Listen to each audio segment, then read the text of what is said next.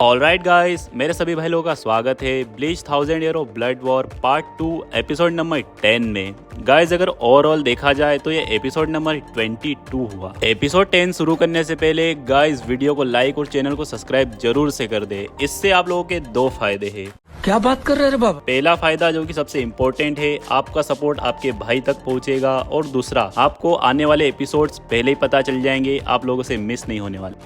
अच्छा, इसी के साथ गाइस बढ़ते हैं एपिसोड नंबर 10 के एक्सप्लेनेशन की ओर। एपिसोड 10 के बिल्कुल ही स्टार्टिंग में हम देखते हैं कैप्टन हित्सुगाया गिजेल के ज़ोंबी बनकर सामने आ चुके हैं इकाकू यूमिचिका और कैप्टन कुरोसुजी के सामने। इन दोनों जिगरी बीड़ुओं को विश्वास ही नहीं होता कि कैप्टन हित्सुगाया के साथ ये क्या हो गया। इसी के साथ कैप्टन हित्सुगाया जैसे ही अपनी स्वॉर्ड को आगे बढ़ाते हैं, यूमिचिका अपना एक बाकुडो यूज करके कैप्टन के ऊपर अटैक करने वाला होता है या फिर अपने बचाव में डिफेंस के लिए कुछ करने वाला होता है।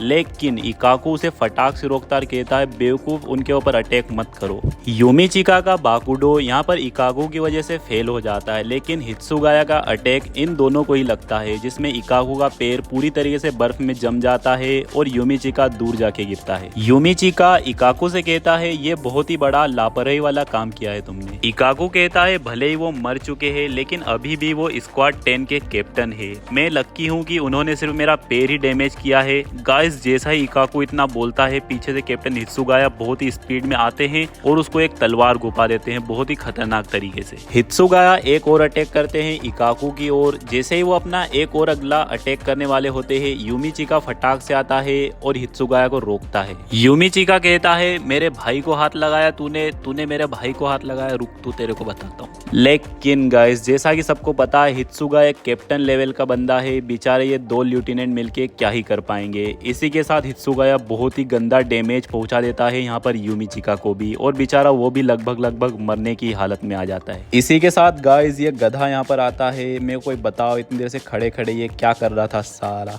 कैप्टन कुरोसुजी हित्सुगाया से कहते हैं, मारे जाने के बावजूद भी तुम इस तरीके से मूव कर पा रहे हो जैसे कि तुम जिंदा हो। क्या ऐसा हो सकता है जैसे ही तुम मरने वाले होंगे उससे पहले ही तुमको ज़ोंबी में कन्वर्ट कर दिया, इसके कारण तुम इतनी आसानी से मूव कर पा रहे हो और तुम्हारी कंडीशन इतनी अच्छी है। पीछे की साइड से गिजेल आती है और कहती है, बिंगो, बिल्कुल सही गेस किया है तुमने। जैसे ही कोई बंदा मरने वाला होता है उसकी सेल्स बहुत ही फ्रेश होती है, जिसके कारण वो बहुत ही फ्री और बहुत ही अच्छे से मूव कर पाता है, और उनके अंदर दिमाग भी एक्टिव होता है, जिसके कारण उन्हें कंट्रोल करना भी आसान होता है। ये मेरे लिए फायदे ही फायदे वाली बात है। कैप्टन कुरोसुजी कहते हैं, ऐसे लोगों को कंट्रोल करना जिनके अंदर खुद का दिमाग भी नहीं होता, ऐसे लोगों को कंट्रोल करके कौन से मजे वाली बात है। इसी के साथ गाइस यहाँ पर एंट्री होती है यही वाले अरानकार की। ये आते के साथ से कैप्टन हित्सुगाया को कहता है, उस लड़की को हराने के बाद अब तुम्हारी बारी है। इसी के साथ वो जैसे ही कैप्टन हित्सुगाया पर अटैक करने वाला होता है, पीछे से कैप्टन चिल्लाते हैं, बेवकूफ रुक जाओ। लेकिन इतने में ही कैप्टन हित्सुगाया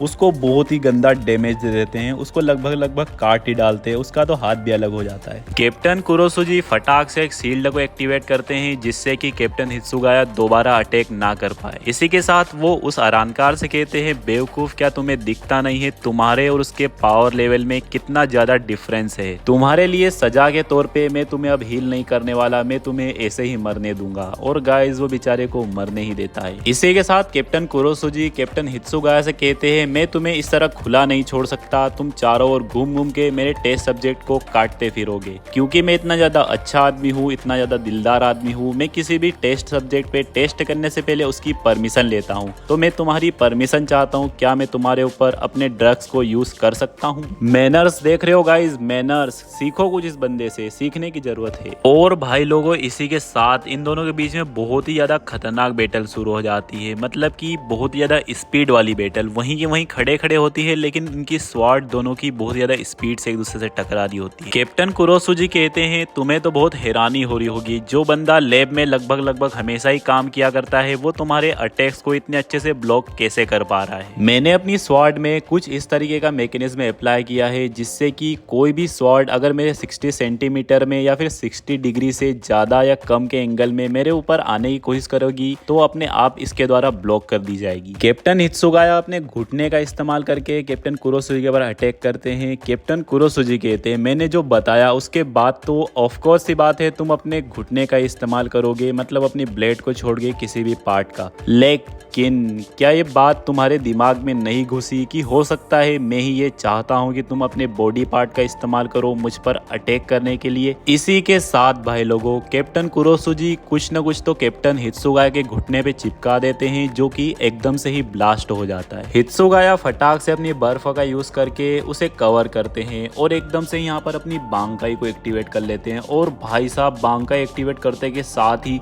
वो बहुत ही गंदी तरीके से कैप्टन कुरोसुजी के ऊपर अटैक कर देते हैं। ऐसा लग रहा होता है कि लिटरली यहाँ पर कैप्टन कुरोसुजी मारे जा चुके हैं। कैप्टन कुरोसुजी एकदम ही लास्ट में चिल्लाते हैं कैप्टन हित्सुगाया, और जैसे कि कैप्टन कुरोसुजी यहाँ पर मारे जा चुके हैं। लेकिन गाइस बहुत ही हैरान कर देने वाली चीज हम देखते हैं अगले ही सीन में कैप्टन कुरोसुजी वापस से कैप्टन हित्सुगाया से पूछ रहे होते हैं कि मुझे अलाउ करो कि मैं तुम्हारे ऊपर अपने ड्रग्स का यूज कर सकूं। भाई ये सीन में लिटरली ऐसा लग रहा होता है जैसे कि किसी ने टाइम को पीछे कर दिया हो। मतलब इन दोनों की फाइट स्टार्ट हुई थी उससे पहले मतलब कैप्टन पूछ रहे थे कि मेरे को तुम्हारे ऊपर अपने ड्रग्स का यूज करना है, तब तक के लिए टाइम ही एकदम रिवर्स हो गया या फिर कट गया हो पूरी तरीके से। यहाँ पर गाइस दोबारा से वही सब होने वाला होता है जो कि अपन पहले ही देख चुके हैं। कैप्टन कुरोसुजी कहते हैं जो बंदा अपनी लैब में हमेशा काम करते रहता है वो तुम्हारे स्वाट को इतनी अच्छे तरीके से एंटिसिपेट कैसे कर पा रहा है। कैप्टन हित्सुगाया कहते हैं ये सब तो तुम मुझसे पहले ही पूछ चुके हो, ये सब यहाँ पर चल क्या रहा है, ये हो क्या रहा है आखिरकार। कैप्टन कुरोसुजी कहते हैं अरे तुम तो बात भी कर सकते हो, ये तो एकदम नई खोज हो गई। और इसी के साथ भाई लोग हित्सुगाया वापस से अपनी बांकाई को यहाँ पर एक्टिवेट करता है एकदम से ही फटाक से, और कैप्टन कुरोसुजी को पूरी तरीके से जमा के रख देता है और उसके टुकड़े टुकड़े हो जाते हैं और यहाँ पर दोबारा से कैप्टन कुरोसुजी मारा जाता है। लेकिन गाइज अगले ही सीन में अपना कैप्टन कुरोसुजी वापस से खड़ा हो जाता है और वही बातें कंटिन्यू होने लग जाती है। कैप्टन हित्सुगाया के तो यहाँ पर होश ही उड़ जाते एक तरीके से। वो कहता है क्या ये किसी तरीके का गेम चल रहा है, आखिरकार ये हो क्या रहा है। कैप्टन कुरोसुजी कहते हैं ओ अच्छा, यानी कि तुम्हारा दिमाग अब इस चीज को समझने लग गया है। ग्रीटिंग्स और स्वागत है कैप्टन हित्सुगाया, आखिरकार कितनी बार हो चुका है तुम मुझसे मिल रहे हो। मेरे सारे ड्रग्स में एक खासियत होती है कि वो उसके यूजर को बहुत ही ज्यादा वंडरफुल और एकदम नया एक्सपीरियंस करवा देते हैं, जैसे कि नई ताकत, सेंसेशन, एजिलिटी या फिर हिम्मत, किसी भी तरीके का ETC। मैंने जिस तरीके का ड्रग्स तुम्हें दिया है उस हिसाब से तुम पास्ट देख सकते हो। वाह वाह तालिया। बार बार लगातार तुम जैसे ही एक स्पेसिफिक पॉइंट तक पहुंचोगे वहां से तुम वापस वहीं पहुंच जाओगे जहां से तुमने इस बैटल को शुरू किया था। जिस स्पेसिफिक पॉइंट की मैं तुमसे बात कर रहा हूँ ये वही है जहां पर कि तुम मुझे मार चुके होगे। अगर सीधे सीधे या आसान शब्दों में कहा जाए, अगर तुम मुझे नहीं मारते हो तो तुम्हारा फ्यूचर नॉर्मली कंटिन्यू होते रहेगा हमेशा के लिए, लेकिन अगर तुम मुझे मार देते हो तो तुम वहीं पे पहुंच जाओगे जहां पर हम दोनों की बैटल शुरू हुई। ये जो मेरा ड्रग है ये तुम्हारे ब्रेन के एक छोटे से हिस्से हिपोकैम्पस के ऊपर अफेक्ट करता है, जिससे कि तुम्हारी शॉर्ट टर्म मेमोरी अफेक्ट हो जाती है। गाइस जो भी बायो वाले मेरे भाई लोग इस वीडियो को देख रहे हैं वो जरूर से याद कर ले, मतलब जरूर से ही जरूर, शॉर्ट टर्म मेमोरी किस वजह से अफेक्ट होती है, कौन उसको रेगुलेट करता है, कौन उसको मेंटेन करवाता है, उसका नाम होता है हिप्पोकैम्पस। हिप्पोपोटेमस नहीं, hippocampus. Thank you thank you thank you भाई लोगों, थैंक यू। गाइज मुझे पता है मेरे सभी भाई लोग बहुत समझदार है, मेरे जरिए उनको कैप्टन कुरोसुजी की बात समझ में आ चुकी है, लेकिन फिर भी मैं उसे एकदम सरल लाइन में, एक आखिरी लाइन में रिवाइज कर देता हूँ, बहुत ही छोटी लाइन में।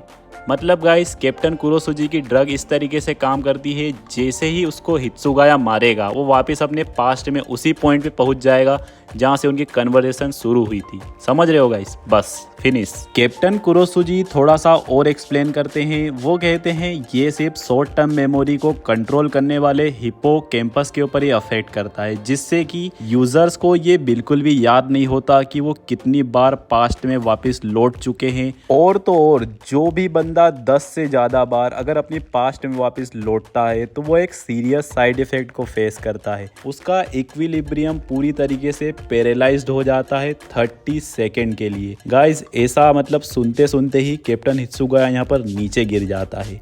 इक्विलिब्रियम पैरालाइज होने को, ये सिंपल सी बात है। कैप्टन कुरोसुजी हित्सुगाया से कहते हैं क्योंकि तुम दिल के बहुत ही अच्छे हो, मैंने तुम्हें पैरालाइज कर दिया, उसके बावजूद तुम मुझे माफ कर दोगे, मुझे पूरी उम्मीद है। और मैं अपने ड्रग को, भाई मजाक में कह रहे होते हैं, सीरियस मत लेना, अपने ड्रग को मार्केट में भी लॉन्च नहीं कर सकता क्योंकि बस इसी साइड इफेक्ट की वजह से। कैप्टन कुरोसुजी कहते हैं मुझे पता है तुम इस वक्त क्या सोच रहे हो, आखिर कब मैंने तुम्हें और ये ड्रग इंजेक्ट कर दिया तुम्हारी बॉडी के अंदर। गाइस इसका जवाब ये मोटा नहीं देता है, उल्टा ऐसा कहता है कि ये चीज तुम खुद जाके पता कर लो पास्ट में। गाइस मेरे को तो कोई बताओ यार, मुझे तो पता चले, मुझे भी नहीं पता है कैसे इंजेक्ट कर दिया उसके अंदर, हट। और इसी के साथ गाइस कैप्टन कुरोसुजी अपनी स्वॉर्ड को कैप्टन हित्सुगाया की गर्दन में धंसा देता है और एक और ड्रग इंजेक्ट करता है कैप्टन हित्सुगाया की बॉडी के अंदर। हित्सुगाया चिल्लाता ही रह जाता है कि नहीं ऐसा मत करो, ऐसा मत करो, लेकिन ये मोटा कहाँ रुकने वाला था, वो लगा देता है उसे वो ड्रग। गाइस जैसे ही ये ड्रग लग जाता है, इसी के साथ यहाँ पर एंट्री होती है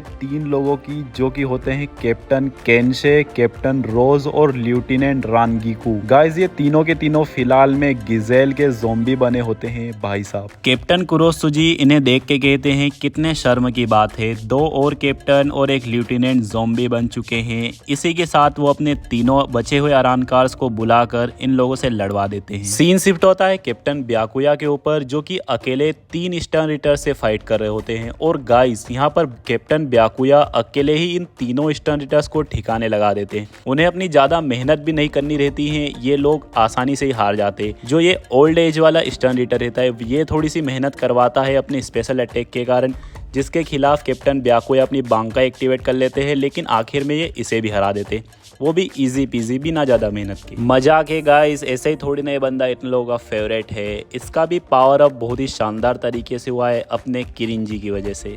गाइस यहाँ पर लिटिल और पी खड़ी होती है। लिटिल कहती है ये सारे के सारे तो बहुत ही बड़े लूजर्स है, ये बंदा तो वही है जो कि एस नोट से हार चुका था बहुत ही बेकार और बहुत ही गंदे तरीके से। लिटिल कहती है कि वो बंदा कहाँ गया पेपे, अगर वो साथ रहता है तो कुछ नहीं से तो बेहतर ही होता है कम से कम, और उसकी एबिलिटीज कभी जब काम आती है बहुत। गाइस ये भी कहीं नाम होता है यार पेपे, जरा अच्छा नाम रखो इन लोगों से बोलो कोई। इसी के साथ गाइस कैप्टन ब्याकुया के सामने सूहे आता है और कहता है कि कैप्टन मैंने यहाँ पर एक बंदे को हरा दिया है ये। लेकिन वो देखता है कि भाई कैप्टन उसका दादा है, उसने यहाँ पर 3 स्टर्न रीटर्स को मार के फेंक रखा है। सूहे अपने मन में कहता है बस यही तो डिफरेंस है एक लेफ्टिनेंट और एक कैप्टन के अंदर, मैं यहाँ पर एक के लिए बहुत ही ज्यादा होशियारी मार रहा हूँ और अपने कैप्टन ने 3 लिटा के रखे हैं और कोई रिएक्शन नहीं है इनके चेहरे पे। गाइस जैसे ही सूहे कैप्टन ब्याकुया के पास जाता है, हम एक अजीब सी चीज देखते हैं, सूहे की बॉडी अपने आप अटैक करने लग जाती है कैप्टन ब्याकुया की ओर। कैप्टन ब्याकुया उसके अटैक्स को ब्लॉक करके कहते हैं आखिर तुम हो कौन, क्या तुम दोस्त के भेष में दुश्मन हो।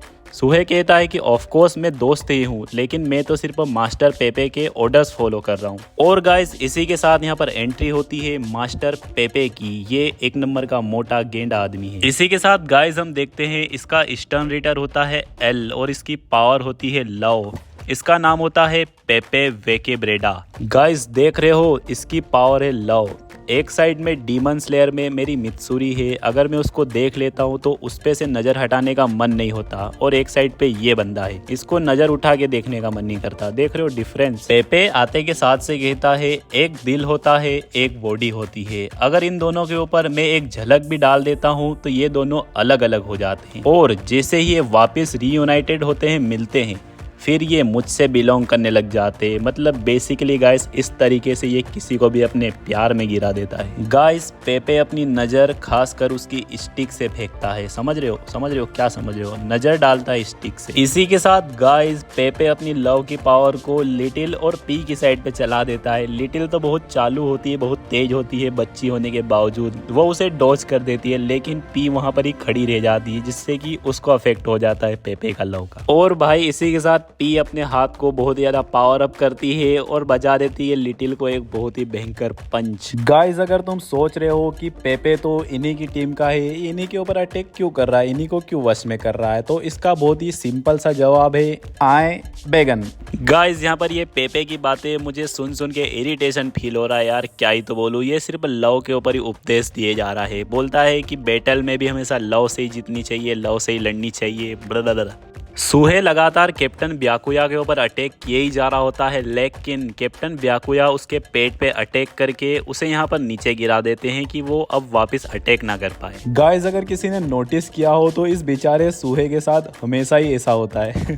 कैप्टन ब्याकुया पेपे से कहते हैं तुम लव के ऊपर चाहे जितना भी उपदेश दे लो, लेकिन तुम सिर्फ लोगों को यहाँ पर कंट्रोल करते हो पपेट्स की तरह। अगर पपेट्स को तोड़ दिया जाए तो इनके धागे भी जिसे कि तुम कंट्रोल कर रहे हो वो भी टूट जाएंगे। पेपे कैप्टन ब्याकुया के ऊपर भी अपने लव से अटैक करता है और भाई मतलब क्या ही बोलो यार, ये अटैक तो कम लग रहा है भाई, लिटरली ऐसा लग रहा है जैसे कि उसके ऊपर मूत रहा हो। कैप्टन ब्याकुया अपनी जान पाक्टों से पेपे के लव अटैक को भी काट देते हैं। इसी के साथ वो कहते हैं जो तुम्हारा अटैक है सिर्फ सोल्स के ऊपर काम करता है, नॉन लिविंग थिंग्स के ऊपर काम नहीं करता। पेपे कहता है तुम बिल्कुल सही हो, लेकिन तुम इतने ही समझदार हो तो तुमने अपनी जान पाक्टों से क्यों उसे ब्लॉक किया। और गाइस कैप्टन ब्याकुया की जान पाक्टो उन्हीं के ऊपर अटैक कर देती है, उनको काट देती है, डैमेज पहुंचा देती है। क्योंकि गाइस जैसा कि सभी लोगों को पता है जान पाक्टोस के अंदर भी सोल होती है और पेपे का लव उसी सोल के ऊपर काम कर गया होता है। भाई ये तो क्या ही बोलूं यार मैं। पेपे वापस से अपने लव का उपदेश देने लग जाता है। इसी के साथ हम देखते हैं कैप्टन ब्याकुया अपनी जान पाक्टो को अपने पास से दूर फेंक देते हैं और वहां पर दूसरी साइड सूहे भी वापस खड़ा हो जाता है और वो कैप्टन ब्याकुया की जान पाक्टो को उठा लेता है और कैप्टन के ऊपर ही अटैक करने लग जाता है उन्हीं की जान पाक्टो से। कैप्टन ब्याकुया अपने हाथों से ही उन सारे अटैक्स को ब्लॉक कर रहे होते हैं और साथ ही अपने मन में कहते हैं जिस पल मैंने अपनी जान पाक्टो को फेंका था उसी वक्त मुझे अपना बॉन्ड उससे तोड़ देना चाहिए था। इसी के साथ हम देखते हैं पेपे अपने लव अटैक से कैप्टन के ऊपर भी एक अटैक कर देता है, वो भी सही सलामत, लेकिन कैप्टन ब्याकुया को कोई भी अफेक्ट नहीं होता, जिससे कि पेपे कहता है क्या इस इंसान के दिल में कोई भी प्यार नहीं है, इसकी हिम्मत कैसे हुई मेरे लव को रिजेक्ट करने की। भाई कैप्टन ब्याकुया से ये तो उम्मीद नहीं थी यार, बेचारे इतने प्यारे बच्चे का लव रिजेक्ट कर दिया। भाई यार अब इसी के साथ में क्या ही बोलूं यार, ये अपने आप को वॉल्स्टन डिश टेक्निक में ट्रांसफॉर्म कर लेता है और भाई इसकी हालत देखो, ये क्या है यार, मेरे को कोई समझाओ।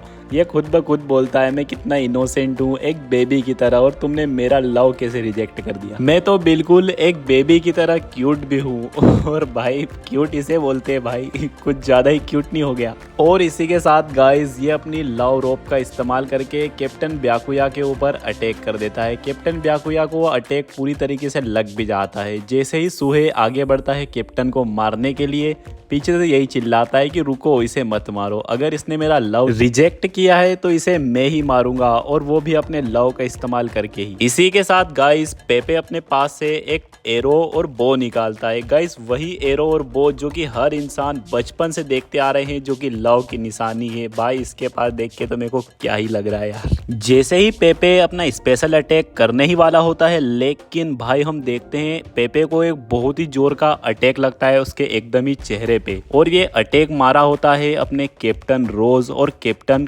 केंशे ने। कैप्टन ब्याकुया कहते हैं तुम दोनों, लेकिन आखिरकार ये तुम दोनों को क्या हो गया। इसी के साथ कैप्टन केंशे यहाँ पर सूहे को भी बहुत ही गंदा एक WWE या फिर रेसलिंग वाला अटैक मारते हैं। भाई बिल्कुल भी दया नहीं, भाई बहुत ही गंदे तरीके से मारते हैं। कैप्टन केंशे ब्याकुया की स्वॉर्ड को उठाते हैं और उन्हें वापस लौटाने लगते हैं, और कैप्टन ब्याकुया के चेहरे पे वही रिएक्शन रहता है कि भाई ये हो क्या रहा है इन लोगों के साथ, ये और ये क्या चल रहा है। और भाई यहाँ पर शिट मेरे को एक बहुत ही खतरनाक बात पता चली है, जो कि मेरे लिए बहुत ही बड़ी और खतरनाक बात है। गाइस मैं पूरे चैप्टर, पूरे एनीमे, पूरे एपिसोड हमेशा ही इस बंदे का नाम कैप्टन कुरोत्सुजी लिखते और बोलते आया हूँ, लेकिन ये बंदा सूजी नहीं सूची है। गाइस मैं बहुत ही ज़्यादा ट्राई करता हूँ कि मेरे वीडियोस के अंदर मिस्टेक एकदम 0% रहे, लेकिन यार ये हो जाता है यार कभी कभी, अजीब बेकार लग रहा है सब मेरे को। लेकिन कोई बात नहीं गाइस, अपने भाई को माफ़ करना, इसका नाम अब से होगा captain Kurotsuji, captain Kurotsuchi. Okay guys story में आगे बढ़ते हैं। कैप्टन ब्याकुया यहाँ पर कैप्टन कुरोत्सुची से पूछते हैं आखिरकार तुमने कैप्टन मुगुरुमा और कैप्टन ओटोरीबाशी के साथ ये क्या कर दिया। कैप्टन कुरोत्सुजी कहते हैं तुम इतनी ब्लेम करने वाली टोन से मुझसे क्यों पूछ रहे हो, मैंने तो सिर्फ इन्हें बचाया है और कुछ नहीं। इसी के साथ देखते हैं गाइस हम एक पास्ट का सीन, मतलब कुछ ज्यादा भी पास्ट नहीं, इसी बैटल में एक थोड़े से पास्ट का सीन, जहाँ पर कैप्टन कुरोत्सुजी के सामने ये दोनों के दोनों कैप्टन्स पड़े होते हैं, बिल्कुल कैप्टन हित्सुगाया की तरह। मतलब इसने कैप्टन कुरोत्सुची ने इन दोनों के ऊपर भी वही वाले ड्रग का यूज़ किया है जिससे कि वो बार बार पास्ट में जाते हैं। कैप्टन कुरोसुची बताते हैं कि मैंने अरानकार्स की बॉडी फ्लूइड के अंदर एक ड्रग इंजेक्ट किया है। अगर तुम्हें पहले से पता होगा तो तुम इनके ब्लड को स्प्रेड होना बिल्कुल भी इंजॉय नहीं करने वाले। कैप्टन केंशे यहाँ पर नीचे पड़े पड़े थोड़े से तड़प रहे होते हैं। कैप्टन कुरोसुची कहते हैं चिंता मत करो, मैं तुम्हारे दर्द को तुरंत ही हल करने वाला हूँ। इसी के साथ दोनों को वो वाला ड्रग लगा देते हैं और साथ ही कहते हैं जो अमाउंट ब्लड का रिक्वायर होता है एक ज़ॉम्बी में किसी को कन्वर्ट करने के लिए वो डिपेंड करता है उनके स्पिरिचुअल प्रेशर के ऊपर। अगर किसी का स्पिरिचुअल प्रेशर लो है तो एक बूंद में ही काम हो जाएगा, वो डायरेक्ट उसके दिमाग पे जाकर काम करना शुरू कर देगी। लेकिन अगर किसी का स्पिरिचुअल प्रेशर ज़्यादा है तो पहले उसे हर्ट में जाना होगा और वहां जाकर पहले तो मल्टीप्लाई होना होगा या फिर अपने आप को ब्लड के साथ मिक्स करके बढ़ाना होगा। बस इसी कारण से इन लोगों के यानी कैप्टन्स और ल्यूटिनेंट्स के सिर के ऊपर स्किन के नीचे ये लाल कलर का मार्क आ जाता है। गाइस यहाँ पर गिजेल भी बैठे बैठे ये सारी की सारी बातें सुन रही होती है। कैप्टन कुरोसुची कहते हैं क्या मैं गलत हूँ? गिजेल की कंफर्मेशन लेने के लिए साथ ही वो कहते हैं कि मेरा जो ड्रग है ये इनके ब्लड को पूरी तरीके से अल्टर कर देता है। कैप्टन कुरोसुची कहते हैं मेरे पास जितने भी स्क्वाड मेंबर्स है, जितने भी सोल रिपर्स है, सभी के ब्लड सैंपल पड़े हुए। भाई साहब ये मजाक वाली बात नहीं होती, बहुत बड़ी बात होती है। ये ब्लड किसी भी तरीके के फॉरेन सब्सटेंस को अल्टर करने की पावर रखता है। गाइस मैं किसी भी तरीके से मजाक में नहीं कह रहा हूँ भाई, ये जो बंदा है कैप्टन कुरोसुची ये बहुत ही खतरनाक लेवल का एक जीनियस बंदा है भाई। अगर इसकी पर्सनैलिटी अगर सही होती, मतलब कि ये उस तरीके का नहीं होता जैसे कि अपने साथ वालों को ट्रीट करता है, भाई ये मेरा सबसे ज्यादा फेवरेट बंदा हो सकता था ब्लीच एनिमे के अंदर। भाई इतना बड़ा एक्सप्लेनेशन देता है कैप्टन कुरोसुची, मतलब मैं इधर एक्सप्लेन करते करते पागल हो गया हूँ और इधर ये गिजेल कहती है कि उसे कुछ भी समझ में नहीं आया। गई भैंस पानी में और इस तरीके से गई है कि भाई जिंदा तो वापस लौटने ही नहीं वाली। भाई मेरे को इसे गाली देने का मन हो रहा है, लेकिन कैप्टन कुरोसुची एकदम आसान लैंग्वेज में समझाते हैं जो तुमने ज़ॉम्बीज बनाए हैं अब इस ड्रग के कारण अब वो मेरे ज़ॉम्बीज बन जाएंगे। और भाई ये गेली गिजेल को अब जाके मतलब यहाँ पर शौक लगता है कि ऐसा हो रहा है उसके साथ कि उसके ज़ॉम्बीज अब कैप्टन कुरोसुची के ज़ॉम्बीज बन जाएंगे। और इसी के साथ कैप्टन केंशे इसको एक तलवार घुपाकर शायद से मार देते हैं। इसी के साथ फ्लैशबैक खत्म होता है जहाँ पर कैप्टन ब्याकुया कहते हैं तुम इसे बचाना कहते हो, इसकी बजाय तुम इन्हें मरा हुआ रहने देते, इनकी ऑनरेबल डेथ को एक्सेप्ट करने देते, वो ऑनरेबल डेथ जो कि ये डिजर्व करते हैं, ना कि इनकी लाइफ के साथ तुम इस तरीके से खेलो। कैप्टन कुरोसुची कहते हैं ये बहुत ही नॉर्मल बात है, अपन दोनों के ओपिनियंस में बहुत ही ज्यादा अंतर है। मेरा मानना है क्या ये सभी सोल रिपर्स की ड्यूटी नहीं है कि वो किसी भी हालत में सेरेटे को प्रोटेक्ट करे, यहाँ तक कि भले ही वो मर चुके हो। कैप्टन ब्याकुया कहते हैं यह बहुत ही एक घटिया बहाना हुआ। कैप्टन कुरोसुची कहते हैं तुम्हें जो कहना है वो कहो। इसी के साथ गाइस हम देखते हैं यहाँ पर ये मोटा आदमी वापस से अपने लव अटैक कर देता है कैप्टन केंशे के ऊपर। साथ ही वो कहता है कि मेरा लव किसी भी ज़ॉम्बी गर्ल के ब्लड से ज्यादा पावरफुल है। लेकिन इतने में ही गाइस इसको बहुत ही जोर का पंच लगता है चेहरे पे कैप्टन केंशे द्वारा।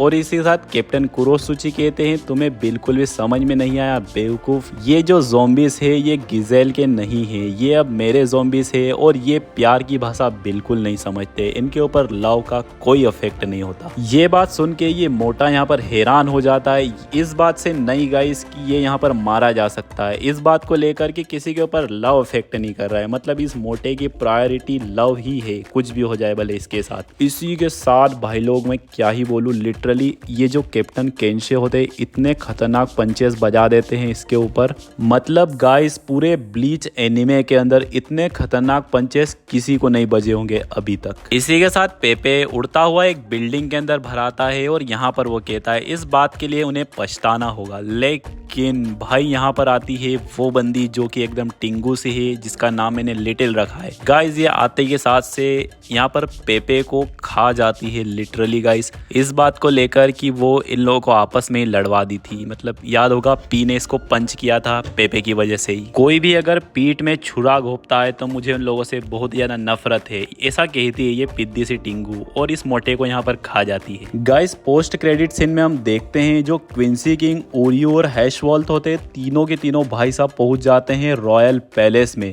और वहां पर जाते के साथ से ही मतलब जो एंट्रेंस होती है रॉयल पैलेस की, जहां पर इचिगो गया था, आधी से ज़्यादा को तो पहले जाते के साथ से ही तोड़ देते अपने रेशी से ही। और इसी के साथ भाई लोग आप लोगों को वीडियो को लाइक करना है, चैनल को सब्सक्राइब करना है और बेल आइकन को ऑल पे सिलेक्ट करना है, क्योंकि यह है bleach 1000 year of blood war part 2 episode number 10 का एंड।